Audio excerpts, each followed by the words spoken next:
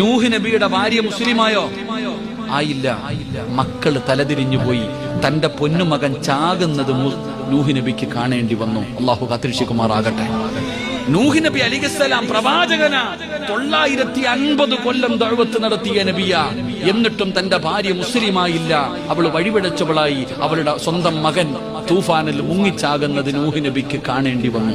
2 ലൂത്ത് നബി അലൈഹിസ്സലാം. ലൂത്ത് നബി നബിയായിരുന്നു. പക്ഷേ ഭാര്യ അള്ളാഹിനെ കൊണ്ട് വിശ്വസിച്ചില്ല, മകനും വിശ്വസിച്ചില്ല, തലതിരിഞ്ഞു പോയി. അള്ളാഹു കാക്കുമാറാകട്ടെ, അള്ളാഹു കാക്കുമാറാകട്ടെ. അപ്പൊ നമ്മൾ മനസ്സിലാക്കേണ്ടത്, പെണ്ണ് നല്ലവളാണെങ്കിൽ, ഭർത്താവ് കൊള്ളാത്തവനാണെങ്കിലും പെണ്ണ് നല്ലവളാണോ നന്നാക്കി കളയും. ഭർത്താവ് മോശക്കായി എത്രയോ കള്ളുകുടിയന്മാരെ നന്നാക്കിയ പെണ്ണുങ്ങളുണ്ട്.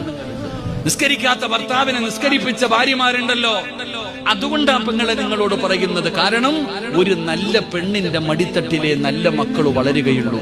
ഖുർആൻ വൽ ബലദു ത്വയ്യിബു യഖ്റുജു നബാതുഹു ബിഇദ്നി റബ്ബി. ഖുർആൻ പറയുകയാ, ഒരു പെണ്ണ് നന്നായാൽ ഈ ഒരു കുടുംബം നന്നാകുമോ?